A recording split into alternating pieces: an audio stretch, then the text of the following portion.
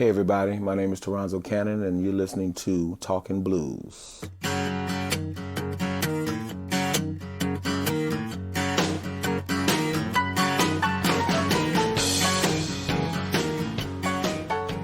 So we just established that you were on episode 56, which aired, I think, sometime in March of 2017.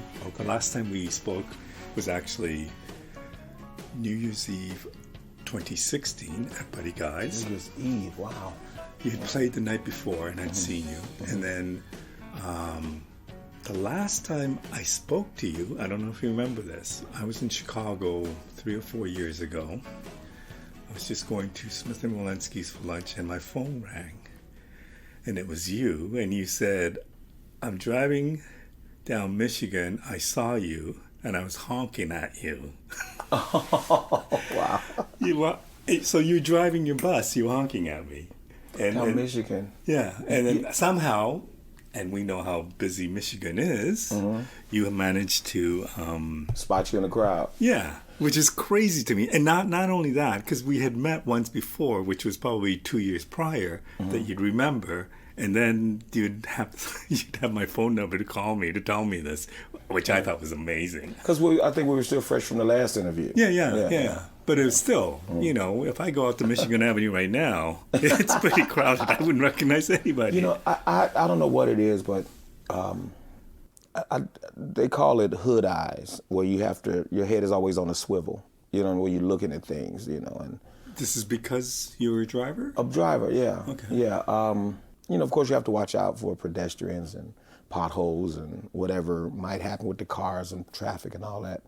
And I've always, I don't know what that is. Maybe it's not a special thing, but I found phones while driving at 30, 40 miles an hour, it's just like I'm always just aware of stuff, I wish I could put that in lyrics. I wish there's a way I can put some of that in song, that particular, I don't know if it's a skill or not, but that particular sense where I can convey like my message through music. You know what I mean? Yeah. I mean, obviously it's a gift to be able to have that kind of perception and that kind of awareness. Perception. Or maybe I'm just nosy. But I was impressed by that.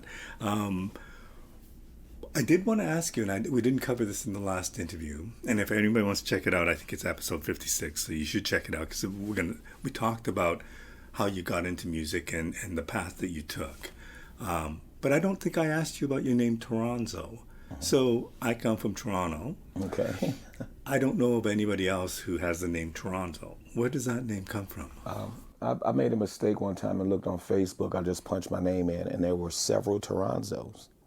And I'm the oldest of all the 7 Toronzos. My grandfather named me back in '68. He told my mother his name because he wanted to sound more Native American.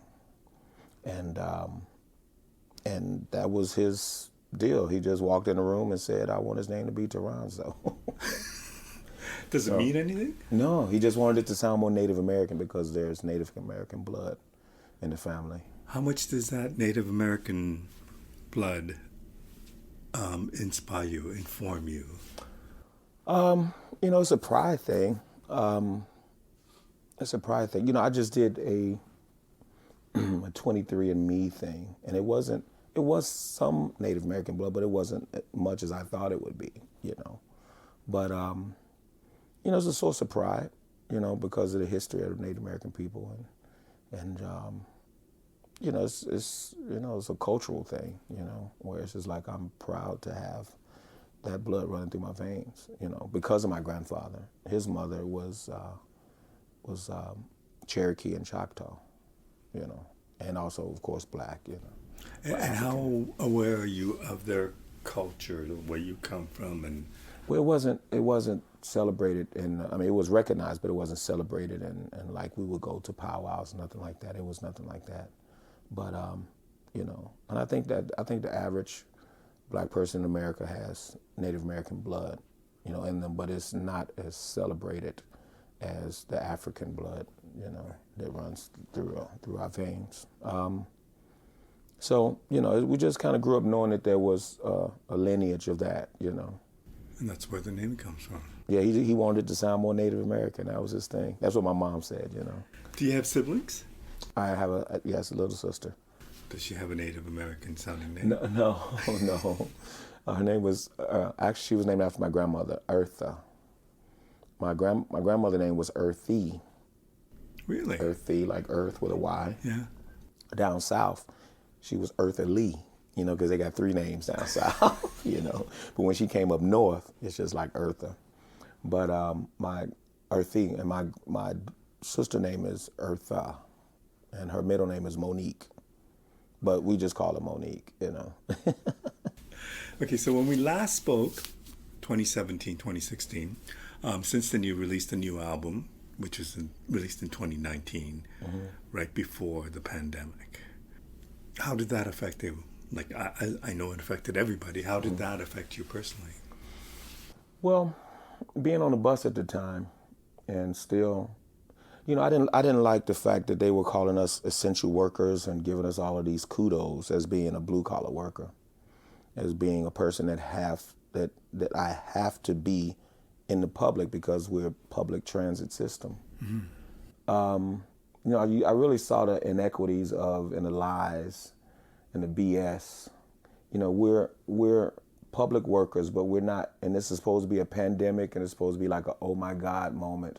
Everybody stay home, except you bus drivers, except you people that work minimum wage jobs, except, but there was no, you get the title and the pat on the back of being an essential worker, but you don't get maybe the monetary gain or the incentive to feel proud that you're out here still making the city move and still taking people, which were the, I hate to say lower class, but the people that don't make much money.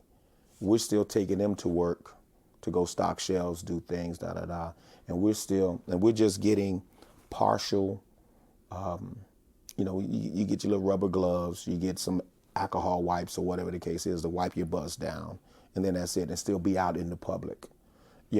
They had certain protocols that, that people were board on the back of the bus. The bus was free for a lot of months, where they just had people just get on. Right. And of course,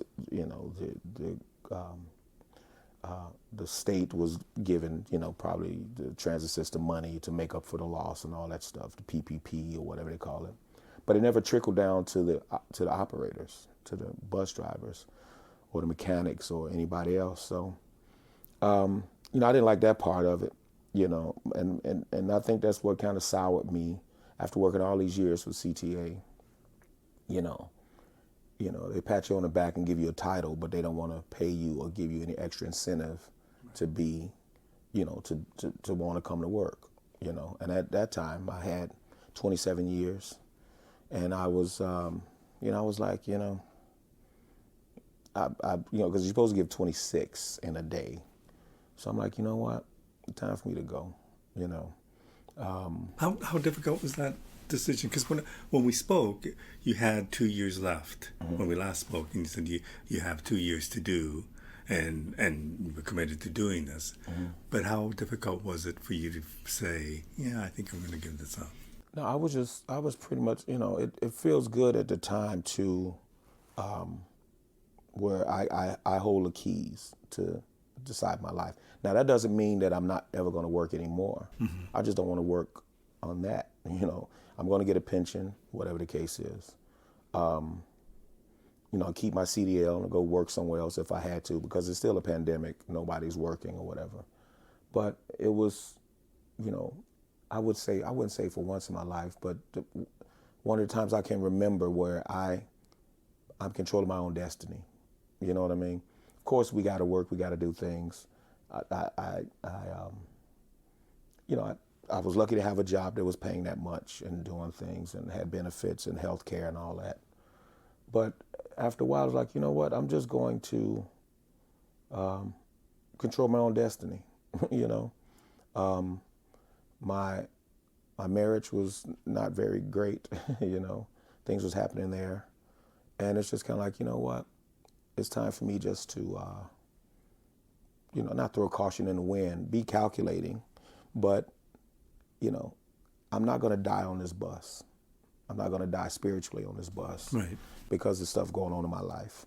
I'm not going to die physically on the bus, from working bad neighborhoods, because I was stuck on one street for 6 months, and it was the worst, one of the worst. It's one of the worst streets in Chicago, Laramie Street, and there was looting and burning, and that the day after, when they had riots and all that stuff. I think it was around the George Floyd time too. Right. And I'm coming to work at 5:30 in the morning, looking at smoldering stores on both sides of me, people still out, running out of the stores and doing things. And it's just like, you know what? There was a time where, because where my garage is centered, it's all economically deprived neighborhoods. And no matter where you go, if you go north, south, east, it was hard to get out of. And there was roadblocks and the whole thing. You see helicopters, and it's just like, this is not cool. Not that I ever, enjoyed waking up, at 4:30 in the morning to get to work at 5, but it's something I had to do. Right. You do what you got to do what you want to do, And I just figured, it's my time, and I'll take whatever bag they give me, and I'll find my own insurance, because they wanted me to stay 3 more years, and I was like, I don't have 3 more years. I reflected back to a Blue Angels flight team. Yeah. And there was this older black guy, and he retired abruptly, and people were wondering like why would he do that? And he felt, and he said, I'm losing my edge. And the fact that you are flying a $1 million plane, $1 million+ plane, and in your spirit as a man, I don't got it anymore. I don't have any more to offer, because if he crashes, he's going to take other people's lives and things like that. And that always stuck with me when I read that story maybe 10 years ago, 12 years ago. And that's just the way I felt. I don't have any more in me when it comes to that bus, because it's, people from downtown to the neighborhoods, and this ignorance is just not a race thing. It's just it's a people thing. Right. And ignorance doesn't have a tax bracket. You know what I mean? Mm-hmm. I would get ignorance when I would work downtown, like on Michigan Avenue. I would get ignorance in the economically deprived neighborhoods, And it was just, and then you get ignorance from the management, of the garage. Not all of them, some of them. Because there was some that really was in my corner because I was a musician, and, and they were like proud of me to do things. I was on the radar of CTA, of being, I was like a feel-good story for CTA, Mm-hmm. Because, I never wanted them to know that I played blues or was out. Right. Getting not much sleep, because that's the first thing that they'll say probably, and they'll run their little spies or whatever the case is. They'll say things like, or I always thought they would say, well, he's out carousing, he's out drinking, he's out, doing whatever, and then he's coming to drive this, expensive bus with people's lives in his hands. And I never wanted them to know that until the Channel 9 story, a WGN story went on. But as far as, the ignorance and just me at my tipping point where I'm like, I find my own insurance. I don't have 3 more years to give you guys. I don't want to be part of the union, because the union was never no good to me. That was another thing where it was just like, and I felt that I can control my own destiny. Where it's like, I'm going to do this and let the chips fall where they may. What kind of man do I profess to be? Where it's like, again, I'm not going to stop working, but I don't want to do this anymore because of all of the extenuating, circumstances or whatever, if that's the right word. When did you retire? October 1st of 2020. Okay, so you stuck it out for a bit after Yeah. the pandemic. Yeah. Musically, what was happening I'm sure everything was shut down for a while, but by 2020, was anything happening musically? This was doing, we're doing live streams and things like that. There were, the live stream thing was okay, but at some point, I didn't realize it until I did my first live stream where I need audience interaction. Yeah. It must be weird. Yeah, yeah, I crave it because it's like when you do your song, and I'm very, again, like seeing you on a crowded Michigan Avenue, I'm very, it's word intuitive or whatever.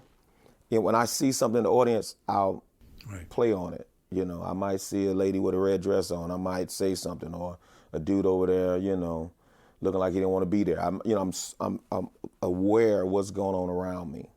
And you don't have that when you do a live stream. You just see a person doing this with a camera, and it's like, okay, so maybe I should just, mess with the guys in the band, you know what I mean? To have some kind of feeling where I can get some emotion, talk crazy to the guys in the band and play the music, so. When you decided to retire, did you decide I'm going to focus more on music, or did you have other things in mind? Well, of course, more music, because that would be, after that, would be part of my plan to make money, along with, retirement money and all that stuff. And so, yeah, but I told myself, and I didn't heed my own advice, because I was thinking, and I was telling other musicians, hey man, we got to come out with something after. Like, you can't come with the same stuff after this pandemic, Explain why. Like, what was the thinking behind that? Everybody got sat down for a year and a half, basically. Go somewhere, go in the corner, think about yourself, think about what's around you, da-da-da. I was thinking, in my mind, as a musician, you got to come out fresh with different stuff for the audience to say, okay, Toronzo's back, or whoever's back with new stuff, and oh my God, that kind of thing. And I should have been right, but I was going through, again, personal problems, and I was, it was kind of stifling to me a little bit, where I was not happy where I was living and the whole thing. And I just, I didn't heed my own advice. You know what I mean? I wasn't motivated to write. Most of my songs wasn't fun-loving and witty, like that I would try to write on a different perspective. They were not angry, but it was a different deal, It was a different feeling to write under. What, could you even write? Like, were you still motivated to write? Well, be creative? I was motivated to write, but it seemed like topics that were just kind of like the same thing of, not woe is me type thing, but I wasn't as witty or funny. Like, I took a witty take on insurance, where it's a serious subject, but it was funny in a way about, the colonoscopy and all that stuff, But it's, some things just didn't come out like that. And you could feel it. You knew. After I realized it, I was sitting back saying, oh, wow, I'm in a funk. You know what I mean? Like, even now, sometimes I say I did my best writing on the bus, and I missed, because people say, do you miss the bus? And I say, well, I missed the discipline of it, because I had some place to be. I knew I was going to be on that bus for 10 hours a day. I knew I had to squeeze in writing. I could think. I could split my mind and still, of course, focus on my, driving duties, but still have my pencil and paper in my pocket to write. Something came to me, if I look and see something, oh, whoop, okay, man walking with a limp or something like that, But now, when I wake up, it's like I'm retired. It's like I look around and, okay, you know what I mean? What does the day have to offer? I take it on a hobby with the one wheel kind of thing, first, and then now the unicycle. And then I tried to use that as a muse just to go out and clear my head and do things like that. Is it offering the same kind of inspiration, motivation? No, not like being on the bus. Not like being on the bus. It's freeing, but it's freeing to the point where it's almost time waster. It's too freeing, if that makes sense. Yeah, but I also wonder, and I often think how much I've been affected by the pandemic, or how much everybody has been affected by the pandemic. So you're going through things with your family, you're going through work, you're going through the pandemic. Like there's a lot going on, and who knows if it's one thing or multiple things Yeah.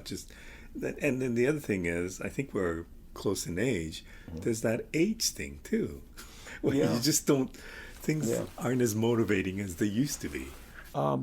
Yeah, and I, I'm not the one to, because I know the sensibilities now of people is everything is like, people are more in touch with their feelings, and people talk about depression, and there's different syndromes of, different levels of anxiety and blah blah blah. And me being old school, I come from an era where there was no seatbelts in the car. You know what I mean? Yeah. There was 3 in the front seat and there was 4 in the back.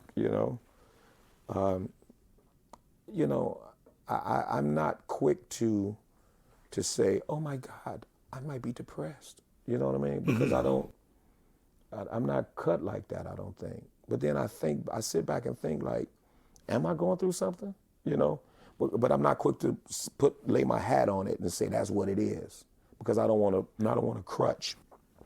I don't want to feel like I'm giving myself a crutch. I want to figure out how to get out of it. You know what I mean? And be, again, not a product. I've always been a productive member of society, but a productive member of myself, if that makes any sense. Oh yeah, for sure. But I also wonder, when you decided you would retire, did you have in mind what that really meant? Because I long for the day that I retire, but the day that I retire, and if I don't do anything, I don't know what that would be like for me. I know you have music and you have your family or whatever, but I don't know. Once you made that decision, you thought, okay, when I retire, this is what I'm going to do. These are the things I will do to make my days productive. Yeah, but at that time, when I retired, again, I wasn't happy where I was at then, Right. because I had moved out of my home and things like that, and it wasn't happy. I thought it was going to be something cool, but it turned out it wasn't. And I just, again, I'm filling my days up with, getting odd gigs, living off of whatever retirement it is and stuff like that. And, going through the process of separation and all that stuff, and finding my own way and rebuilding, my life again as a single guy. I never thought that it would be like it is. You never, like, you can plan. I don't know what the saying is. You can plan, but life got a different plan for you. Yeah, or you make plans and life gets in the way. Exactly. And I really never thought about it. I just figured, okay, I don't have to wake up at 5 o'clock in the morning anymore. Right. But then now I'm still kind of in the pandemic era. And it was like, okay, I'm gonna breathe for 6 months and just be cool and see how it feels to be just a cat that don't have an obligation to have to go punch in. And then that turned into a year, and then that turned into like a year and a half, and it's like, whoa, And then of course other, life changes and stuff like that, moving a couple of times. It's just, But I'm back on the ball now, But you also had the advantage. It's funny because last time we spoke about being a part-time musician versus a full-time musician. Yeah. But you had the advantage of, I presume, not having to worry about income while you were working at the CTA during the pandemic, and also when you retired, there was income. So it wasn't like, how am I going to get my next meal? Plus, you had the additional source of income with your music. I wonder, at what point did you feel like you've turned things around? Like, where are you at right now when you said, I'm feeling better about things? Well, as far as like, writing and my own space, my own thoughts and things like that. And it could be again, when you get little, side ventures, like again, like the little unicycle thing,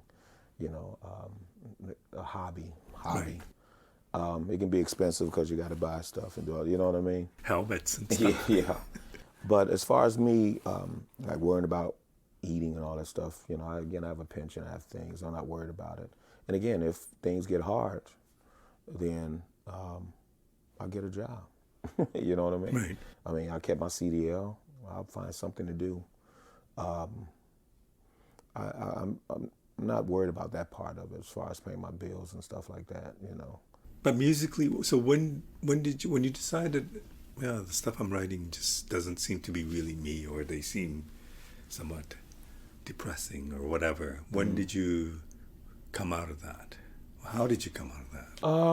I think I'm still coming out of it. You know what I mean? There's days where it's just like I'll let the sun set and sometimes don't even touch the paper, because I'm sitting there looking at TV, or I'm out on that thing, or I'm smiling in somebody's face, if you know what I mean, and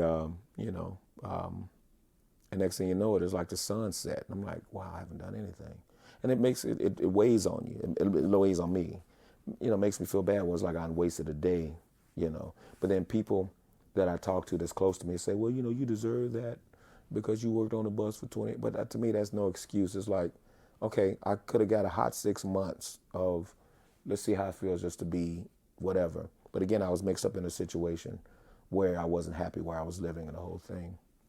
So I really didn't feel that. I didn't feel the relaxation because that particular relationship was tense. And I think I'm still coming out of it. I'm writing my songs. Me and Bruce are talking. We talk about the songs and things like that. So we just have to fine tune everything. And so now when you go on stage, I think you're playing Buddy Guys in a week or two. Yeah. What's it like? What's it feel like? Does it feel like it used to? Does it feel different? Well, no, I feel like I'm, I won't say more in command of the stage. I feel, Or maybe I should ask, what did it feel like not playing for, I don't know how long, it was a year or whatever? my mind was, again, I was getting gigs and I was missing the stage. But again, my mind was wrapped up on stuff that was going on in my life Right. that I wasn't pining about the stage as much because I was trying to deal with life stuff.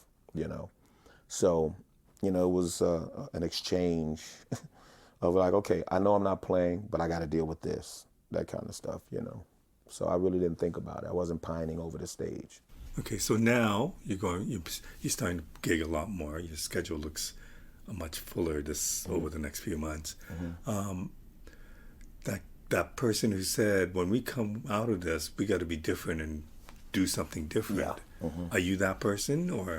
I'm beginning to be that person because I thought it would be right on, because I didn't, you really didn't know when the pandemic was over, because they was, okay, you can walk outside with the mask on, or okay, and they would, in Chicago, they was pushing and pulling you. I think it's everywhere. Yeah, you didn't know what was happening. So it was like, and I had friends come out with CDs and albums during the pandemic, and my thought was like, where are we gonna play them to? Like, you understand you have a need to get them out, get out the, get your music out, but festivals and gigs is how we shop our CDs. And my thing was, okay, if I can get right, and that was the plan. If I can get right at the lip of, the pandemic, where it's like, okay, I'm coming out with a CD, and then the pandemic is slowly dissipating or whatever, then I'll be cool. Again, there's still variants and all that stuff, which I didn't even factor that in, but it's not enough to keep people at home, So I feel that I'm still on schedule. It's just, just have to get, of course, Alligator Records and their timeline and all that stuff together. But I feel that I'm still on schedule to make a CD that can come out in the fall and still be, because I'm working good. I'm doing Europe and Midwest stuff, and then the East Coast. We're doing a little East Coast tour. So I still think I'm in that gray area where I it's not at the beginning it's not at the beginning of the end of the pandemic. It's still part of what people are just coming out more.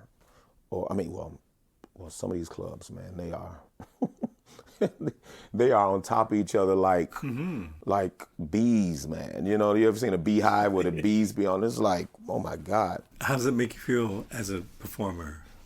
Well, it feels good that people are coming out and still digging the music, And we did Germany last August, which is closer to the end of the pandemic, but they hadn't seen live music in 18 months, and you could have did anything, and they would have said, "Oh my God, like thank you."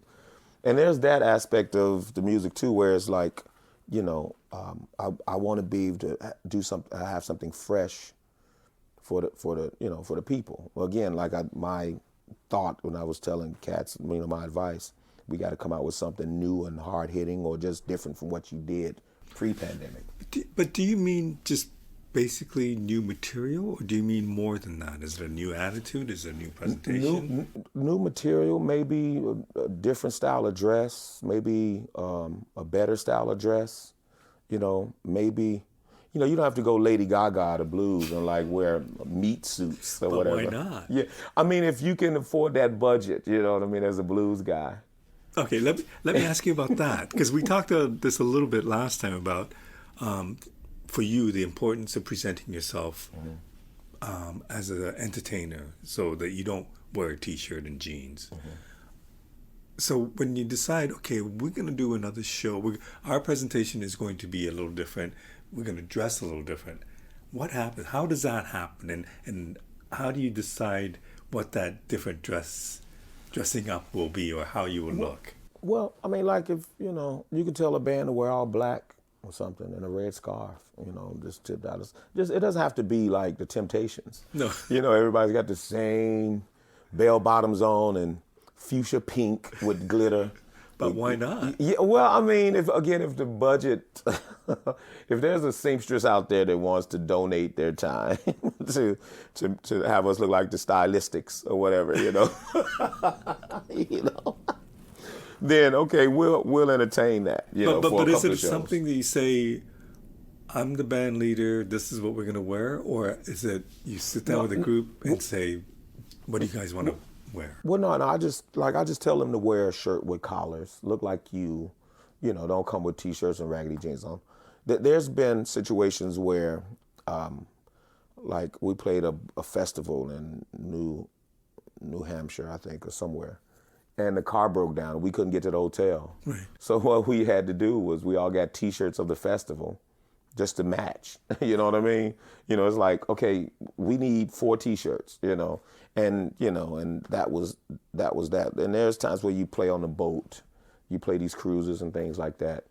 And it's like, I'm not going to come out with a 3-piece suit on or a big wool hat, a fedora. I'm going to try to dress the weather, according to the weather. So there's times where I dress down, but now I'm doing, blue jeans matching, blue jeans, gray, black, something like that with, with the hats, with nice hats and collared shirts. I'm not doing the suit thing anymore, So you get nice boots or whatever, that kind of thing. How different are things do you approach music any differently because you're not working? This retirement, has that changed you as the performer in any way? No, because I've always showed out, had fun on stage, talk they say ish nowadays, instead of the other word. I talk my ish, and that's what they say?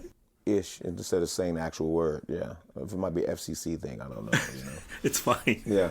No, but I talk my stuff and have fun, and I've had people say that know me, that started to know me. They say, you the same off the stage, on the stage as off the stage, I can be moody on stage sometime, but not where it's, I'm attacking the audience and nothing like that. I'll just get into myself if there's something going on. But sometimes if there's something going through my mind, that makes me freak out a little bit more musically, you know what I mean? And the band, all of my bands, whoever I hired, they always knew, oh, okay, time to lock in.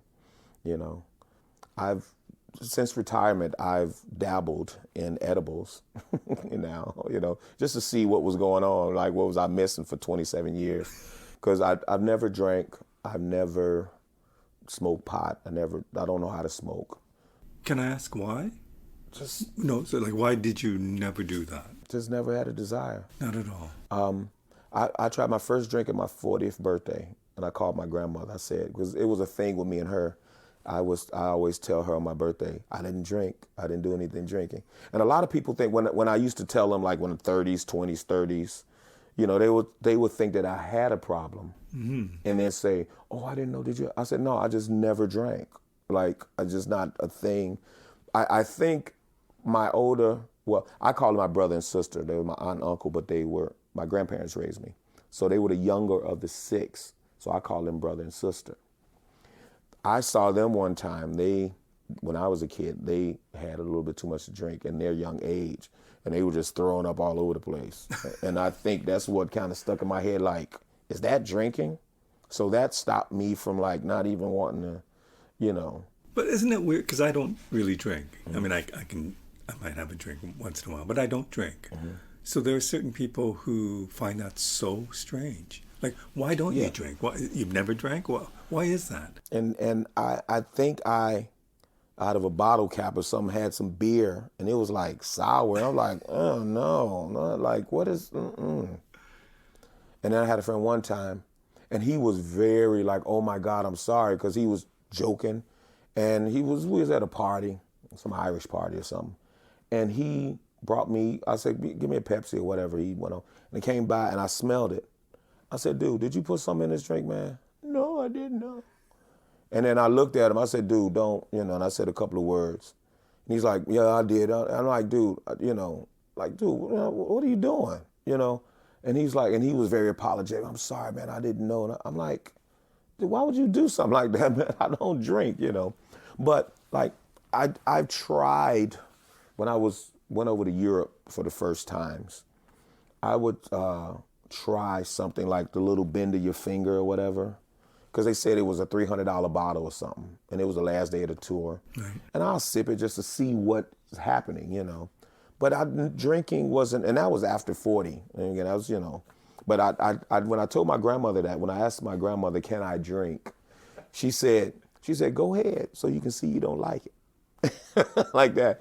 And it was at Blues on Halsted. And I told Jennifer, the manager and bartender at the time, I said, I'm gonna try a drink tonight, because everybody know on the scene that I don't drink. And she looked at me, she said, yeah, right. Like that. I said, so what's a good introductory drink?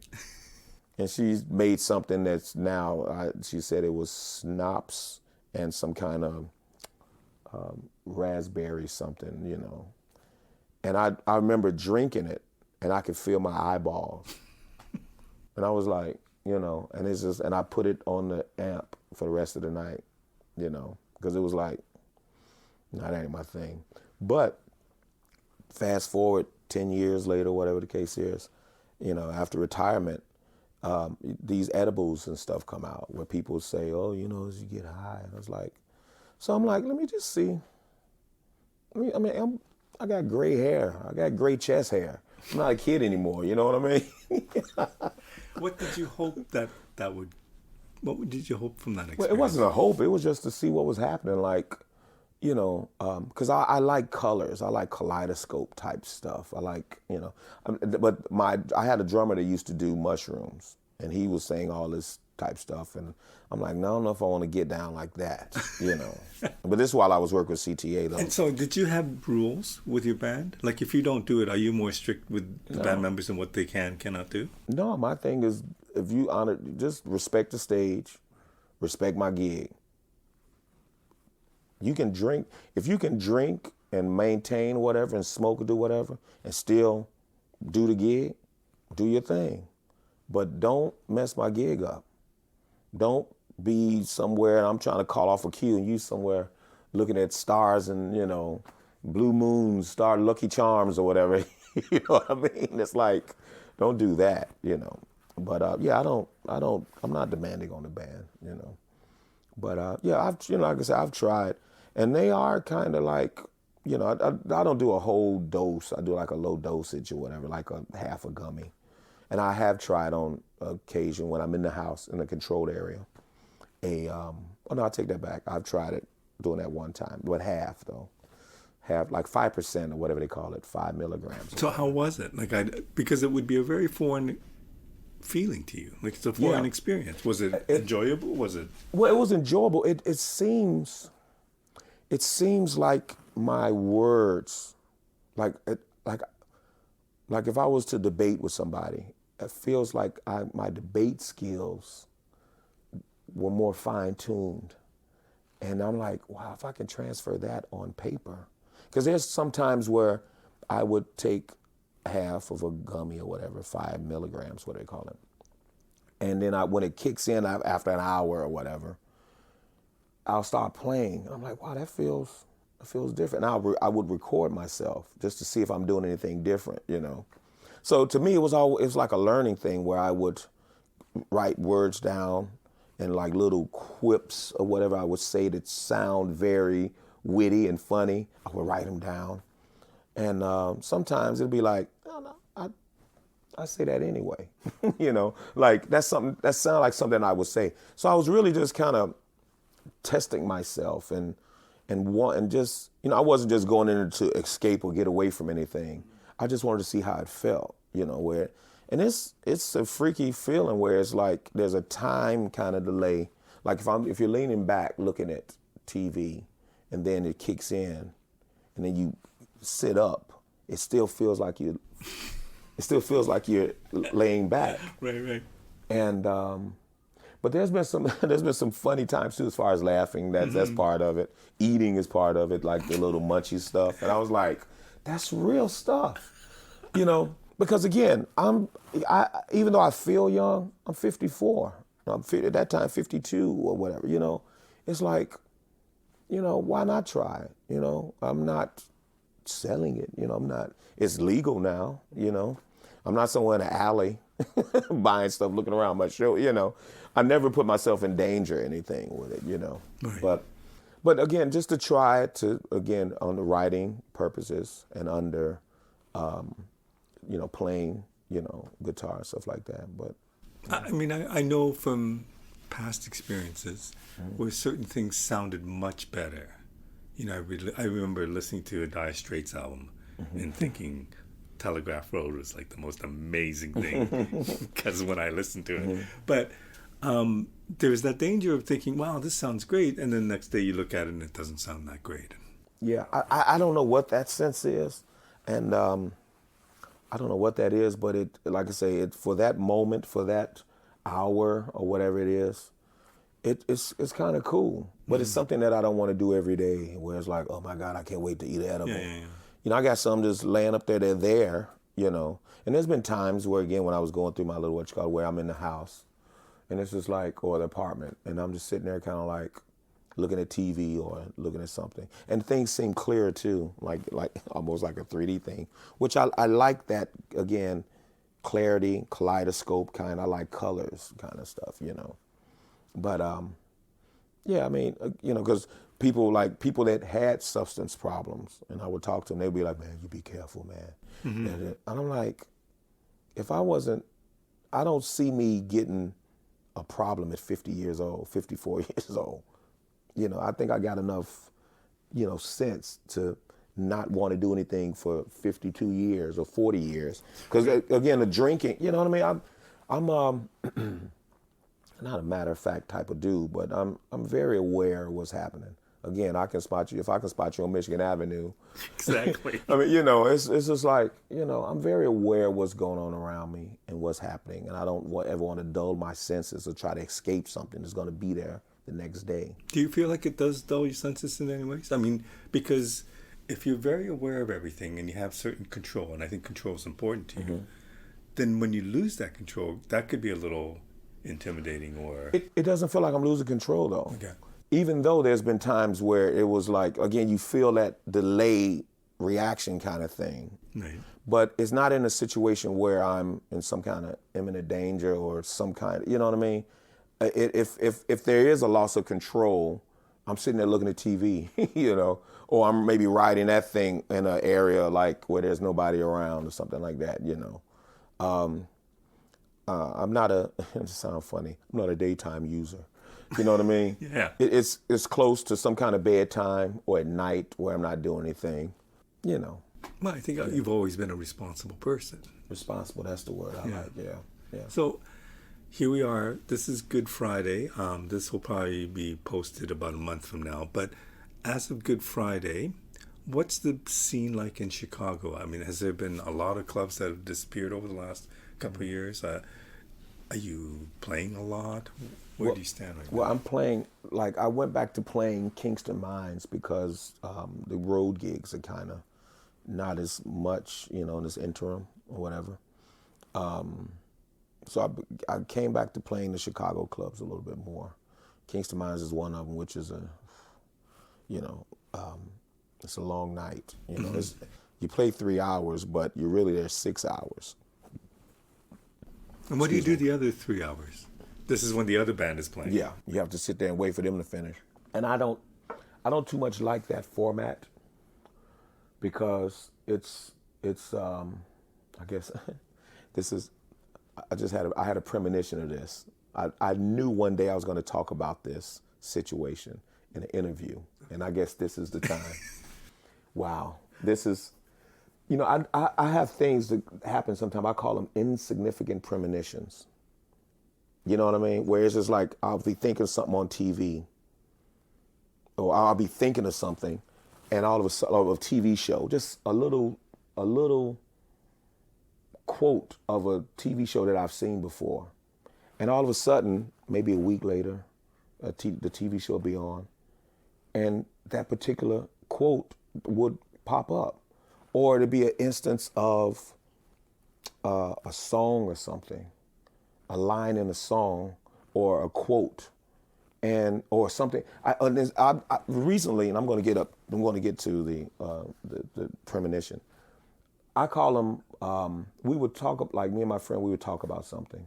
I call it life algorithms now instead of insignificant premonitions, because it's like we'll talk about something, and all of a sudden, it's popping up somewhere, and I'm like, we just talked about that, and that's more times than. It's more times for me to feel that that's happening more than like, where something happened one time, you forget about it.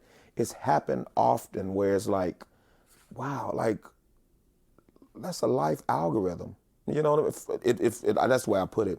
But I knew I was going to talk about what I'm about to say now in an interview, but this was years in the making. And now I guess I'm going to talk about my problem with playing.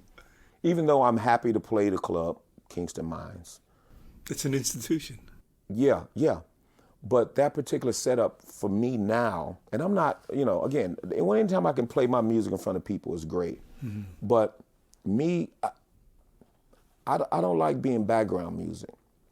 Some places are, I know the kids like to have fun, and there's people actually engaged. There's people, tourists coming in looking, and it's cool.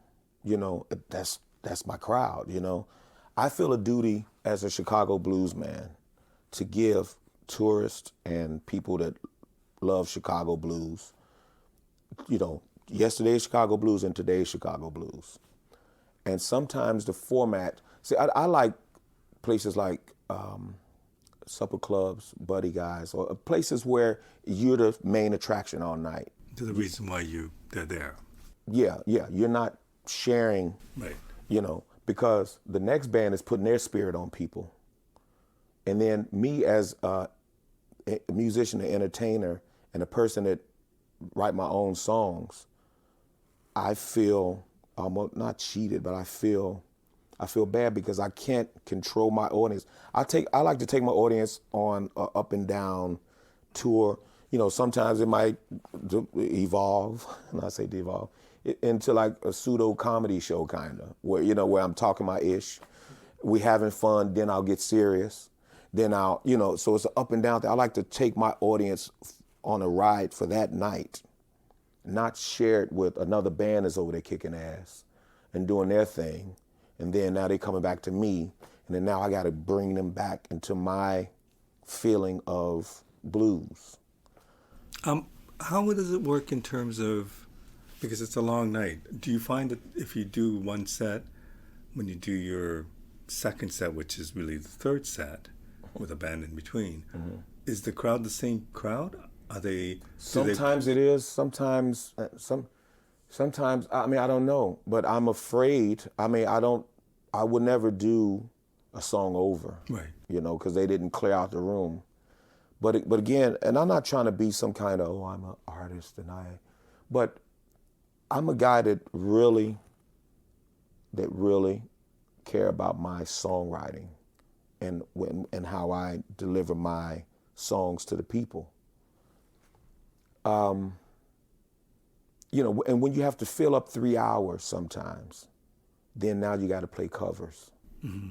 Now you got to play, and there's no disrespect to other bands and all that stuff. Now you have to play dancing music so they can dance. And it's like, I do danceable stuff in my show, but then I got 3 hours to fill. And I have 5 CDs. I can easily do it. I just don't know all of my stuff, you know what I mean? I mean, I could fill up that time and not play a cover and all that. But to me, it's draining. I mean, again, I'm happy to have the gig. I'm happy to be out and doing my thing and showing the tourists and people that come to Chicago to see Chicago blues that this is what Chicago's doing now. But I don't like the fact that sometimes musicians have to play danceable music to get the crowd going so they can be attentive and look at you. Because if you're playing stuff like Bruno Mars and a lot of, you know, R&B stuff, and that's not your show, the tourist sitting there looking like, is this Chicago blues now? Now he's gonna go back and talk ish to people, because I feel I'm towards the end of the night I'll do some covers, Parliament Funkadelic or whatever, but that's like the end of the night. It's 3:30 in the morning, and it's like, you know, and you spent and you just, you know, you're doing your thing, you're still entertaining, but it's draining for a musician like me because I want to put out my music to the people. I want them to hear my story and not Bruno Mars' story or whatever popular, you know, Beyonce or whoever, you know, story or whatever people are playing now. But it branches off, you know, for me as a musician. It's frustrating because I can't control my audience. You know, I want them to, and selfishly, I want them to feel me for that whole night and not be bounced back and forth. I would presume other people must feel this way, no? They don't talk about it. Because it's a gig. It's a gig. Is there any danger of you talking about it? I don't think it's a danger. I mean, this is my thing. If they want a real, this is not pop. Blues for me is not like a pop thing where I have to put on a great face and do this and all that. It's the truth. Blues is the truth. And as a musician, if I feel that, and again, that's their format. It works for years. It's a money-making thing. You know, it's almost like, I don't know if you saw the episode of Lucy with the chocolates on the conveyor belt. How does that come into this conversation? Because that's how I think, though. But you know how's the conveyor belt? Yeah. And she was trying to put the chocolates in the what you call, and all of a sudden they fall on the floor. So now she's just trying to eat them so they won't fall on the floor. Right. That's how the audience is being bounced around from one, you know, music to another, where it's just kind of like, you know, they feeling the whole experience, but are they feeling me? Mm-hmm. Are they feeling me? And when I played there, I hadn't played there. I played there last time, maybe about a month ago. I hadn't played Kingston Mines in 6 years. Because of that reason? Well, no, because I was on the road. I was doing my thing, and I was, you know, I was doing my thing as a national act, and I didn't have to play the Chicago clubs as much anymore. I could be more fine-tuned as far as, you know. But in this interim, you know, there's things where it's like, you know, and in the line, there was a lot of people that came to see me, you know. Like when I played Roses, you know, there was a lot of people came out to see me, which was great because it's like, you know, I don't want to. At one time, I was that musician that would play all the Chicago clubs. So you're not as special anymore. You're not. You're not. But this is how you made a name for yourself. This is how you became who you are, right? Doing Yeah, those club gigs. yeah. You're doing a club gig, Right. but after a while, people can say, "Oh, I'll see Toronzo Del, but he's gonna play there." Blah blah blah. But then if you're missing for a year or so, or you're Right. just playing one club or every 6 months, whatever, now you find out what kind of musician you are to the fans or to the people. Because now they say, oh, wow, Toronzo I haven't seen him. He's playing that. They're putting their clothes on, and now they coming to see you other than just in some places where you just kind of background music. I say, oh, yeah, that band kicks ass, yeah. You know, I was proud of Kingfish. I don't know Kingfish. He played the Vic Theater. I think it was a sellout. He played the Vic Theater, and there's a thing where there's called like hard tickets, where it's when people specifically, it's not a traditional blues club, it's a theater. So that means these people made a conscious effort to put their clothes on, put their cologne on, get in their car, buy a ticket to come see you at a non-traditional venue. And that's how you find out your salt or whatever, what you got to offer. And he sold out the Vic, if it wasn't sold out, it looked sold out because the balcony was full, the floor was of course full, Right. And it was just great to see that. And I'm like, see, this is the goal, is to have people come out specifically to see you, and you're not background music. Again, where you're playing 6 hours, My main thing is, again, controlling my audience, feeling like a musician that's giving them my content and not just filling up space playing Bruno Mars or some funk tune or some tune, cherry wine or whatever it is. I don't like that song, man. I'm sorry. Okay, but part of this No, is or Whiskey. What's that song? Whiskey. Something Whiskey. It's a rip-off of Etta James song. Some country dude made it. Anyway, sorry. but this is happening partly because of the pandemic. If the pandemic didn't happen, then you would still be touring a lot more and whatever, right? Yeah. How, as a Chicago musician, and I know you're very proud of that, and I know that it's who you are, how different is what you take on the road to what you present in Chicago? And presenting in Chicago often means playing to tourists, like at Buddy Guy's, where most of the people are not from Chicago, but from out of town coming to see you. How different is the act and the way you do your show? How does it differ between playing in Belgium versus playing in Chicago? Well, Belgium, sometimes there's maybe a language barrier and things like that, but I still talk my stuff. You know what I mean? I still do my thing. Before the pandemic, in August, we played Japan. Oh, because this is funny, because the last time we spoke, you said that's a dream, that you wanted to go there. Yeah. How was that experience? Oh my God, it was cool, man. Aomori, Japan. And see, this is the thing. I'm very thoughtful of this particular festival had exclusively Chicago musicians for 17 years. And I thought, like, man, that is very cool. That's like admirable that this particular city would have exclusively Chicago blues guys come over there for 17 years. And not one Chicago blues person thought of bringing a Chicago flag over there.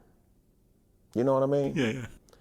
And that's how, again, I've always, when I was on the bus, I would sit and think about how to, not market, but how to make myself, I guess market, how to brand myself without being a nuisance. Or, hey, look at me, I'm over here. Hey, look, listen to my CD, listen to my music. Because I couldn't afford full page ads to do anything. So, but not one Chicago musician, because a few musicians, they like to say, oh, I'm a bluesician. They don't never want to uphold Chicago. And that, it's like, you know what? you guys keep doing that. I'm going to, because this soil where we playing is filled with blood, sweat, and tears of great Chicago bluesmen that came from down south and did something to this city that made Chicago a hub for blues. So I'm going to stand on that and take pride in that, while you guys just want to be a musician to play. I play everything. Anyway, that's how other people treat their music. But when I went over there, I needed Nora Jean Wallace. Powerhouse. She's a Coco Taylor 2.0. You know, just beautiful spirit, beautiful soul. Her story is great. You know, she lived on the plantation, 65 years old. Came to Chicago at 19, something like, just the thing, like how it originally was happening. And I took a Chicago flag over there, and actually two. They got two flags because when they came here, they played Laurie's, which was right across the street. Not played, but a lot of the Japanese people that were sponsors of the festival came to Chicago, and they treated us to Laurie's Steakhouse, which used to be right across the street. And isn't it there anymore? I think that building is for sale. I think. Oh, really? I just saw because I'm looking. I'm like, wow, Laurie's. I mean, I could be wrong. But they came, and I gave them like a real flag with the stitched in. The other one I had was just kind of like my little show flag or whatever. Right. And there was a lady that she was the MC for I think all 17 years. She was an MC there, and doing like one of the after parties or whatever, I had of course to translate and all that, and I gave her the flag. I draped the flag around her and let her know that this is a Chicago thing. But thank you, and I thanked the musicians and everybody. Because Shun, I don't know if you know Shun Kakuta, he used to play with Coco Taylor. His band backed me up, and me and Nora, and I presented the flag and I gave them. I said, thank you for having Chicago musicians come over here for 17 years, and we'll present you with the flag. And I gave it to the MC lady. She, wrapped herself around it, which is very cool. But then when all of the big wigs came, and Laurie's, because I got Chicago flags all around the house, like real ones. I go to the real shop out south to get them stitched, the ones that they run up the flagpole, I gave them a flag, and it was in the paper and the whole thing. But the thing is, as far as my you say the music and how it if it changes, I did the song "Walk It Off," and we had about 6 or 7 shows, and midway through the tour, I had the idea. There was a drummer, a black guy, that moved over there in '74 after he used to live in Chicago. Moved in '74, fluent in Japanese, the whole thing. I had the idea of having him translate "Walk It Off." I would say a line, and then he would be in the drums, and then, because we would break it down, and he would say the line. Because I'm thinking in my mind, I pride myself in my original songs. Are they feeling me? Are they feeling what I'm doing? Is there a language barrier? And in some cases it was. But when I had him translate "Walk It Off," because it's 4 funny stories, people were laughing their ass off. And I'm like, and I feel so good, where it's like, I like how my music, the story's translated, where it's funny here too. So after that, it was just me and Shun, we would do an acoustic version of it. And I would have him, set it up for me and all that stuff. And then I'll say the words, and then he'll, translate it. And the audience then it was just kind of like, but see, that's that thinking on the moment kind of thing, where I see cats walking on Michigan Avenue. You know what I mean? It all comes around to that. Yeah. So, but playing Japan was it was very cool. I couldn't get used to the 4:30 sunrises though. It was like, I thought that I left the light on one time.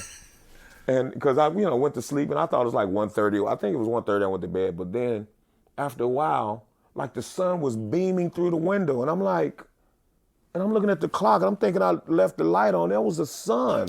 And I looked out at the people walking around. I'm like, oh my God, like, wow. And I noticed everything was like shuttered. It was like, they had blinds, but it was like a straight up shutter, kind of thing.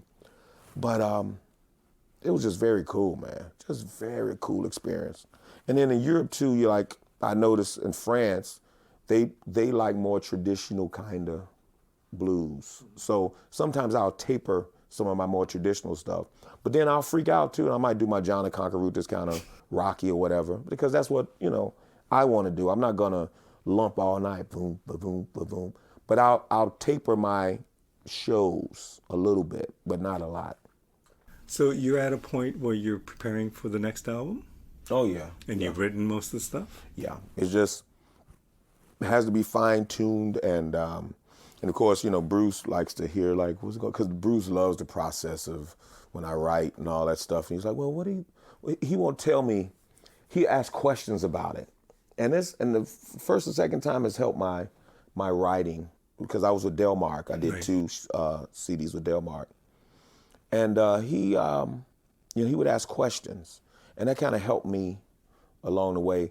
But then sometimes, I would get fixed in my head where it's like I'll write something and say, was Bruce gonna say something? And I told him, I said, dude, I need to get you out of my head, man. I said, I thank you for what's happening as far as using less words to get a point across. And I like that style of it where you don't have to say, ain't no more gonna be. You know what I mean? You could just say, you could just say it in less words, but it still had the same impact, but I'm close to, presenting it to the band to get a fuller sound, and to ask the bass player, what do you feel about like bass lines and stuff. I got everything acoustically what's going on. There's some there's some song endings that I have to fine tune, because I don't like kind of like how the story, is ended, and that's just me just kind of overthinking things and, overthinking stuff. Is this the thing that you were talking about? I mean, is it close to the thing that you're talking about of coming out of the pandemic with something very new and something different, something? Oh yeah. It's gonna be it's gonna be some hard hitting songs. It's gonna be some songs about, of course, I always had in my albums songs about maybe like a racial injustice kind of thing, or some things just like real stuff, like the silence of my friends, or the strength to survive, things like that, song. The one song I forgot the name of it, but it's a song about an abused wife, an abused woman, a gay teen, and an immigrant. Those songs might not get much radio play, but for me, it's like to be, this is other things that blues men think about other than, at least me, than my woman left me type stuff. You know what I mean? It's like real situations, Do you have a title for the new album, or does that come much later? It comes later. Yeah, because, like I said, oh, you know what? I think I might have a title for the song, but I want to say it now. Okay. I'll tell you off the record. But yeah, it's, it's real stuff. And I don't, of course, you don't want to be known as, a guy to just pop off.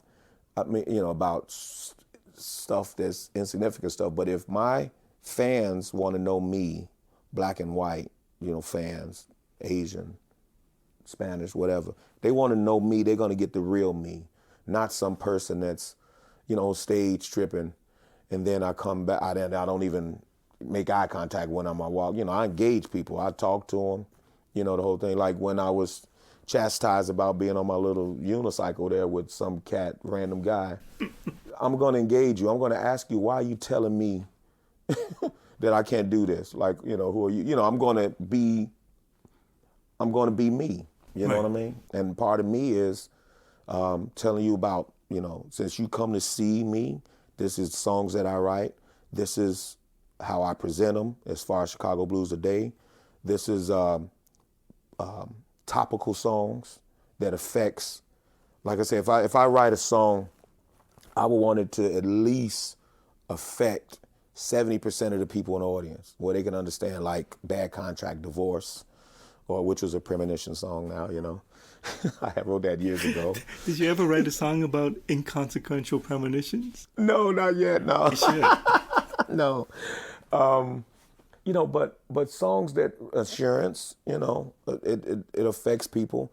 Midlife crisis, you know, which maybe I could be going through that too. I think we touched on that. You know, I don't have a red Ferrari, but I do have that. You know what I mean? I do have a blue unicycle. So I just thought of that, you know. But yeah, it's I try to write about today's topics and not depend on the old tropes of, you know, infidelity, or my woman left me, or she did something wrong, that type of stuff. And the audience is going to get that. And that's why I find it hard to play some places where you're sharing your spirit and you're giving yourself to the audience. And then you say, okay, y'all go check them out over there for an hour.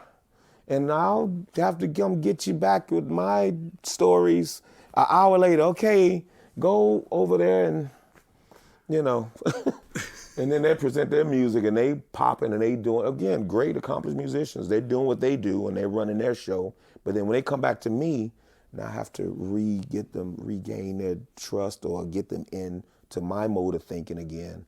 And sometimes it's, you know, it's draining, you know, and it's like, dang, I just want this audience for myself, you know. But again, that's the format of that particular, you know, club. Well, I appreciate your honesty, and I've always enjoyed talking to you. So thank you so much for doing this, man. Like, it just, you know, when I had the chance to come here, I asked if I could interview you, even though we've done this before, just because I really appreciate your honesty and the way you tell stories. Yeah, so I mean, thanks for doing this. It's real, man. I mean, I'm just a dude from the South Side, you know what I mean? Used to drive a bus, you know. Well, thank you, and I look forward to doing this more often, and hoping to see you perform live sometime. Yeah. Oh yeah. I might be around your way. What part of Canada are you from? Toronto. Yeah. I played Toronto. I played Barrie. Okay. How long ago was that? Violet's Venue. Yeah. Are they still open? I don't think so. Man, them stairs. I just remember going up the stairs. It was a beautiful venue because it was theater seating. Yeah. It was purple or whatever. They had the Blues Brothers guys up there or whatever. But it was cold. It was well, I don't know if it's any colder than here. Oh, no, I think y'all got it that year, man. It was like January something, man. But it was like, oh my God. For Chicago is doing, it's like, man, what kind of weather is this? It was like, you know, I don't know much about Siberia or nothing, you know. But it was like that cold where you couldn't hide behind nothing. Yeah. At least we got a building you can kind of hide behind stuff. And everywhere I looked, because we drove actually, and I thought I saw my name, you know. So you know, damn, you know, Toronto with the Z. But it was very cool though. It was very cool. Well, hope to see you up there soon. Yeah. I think we got a gig in Canada somewhere, but that's somewhere else. So I don't think it's close to Toronto. It's on the website though. All right. Yeah. Check it out. Cool. Thank you. Right on.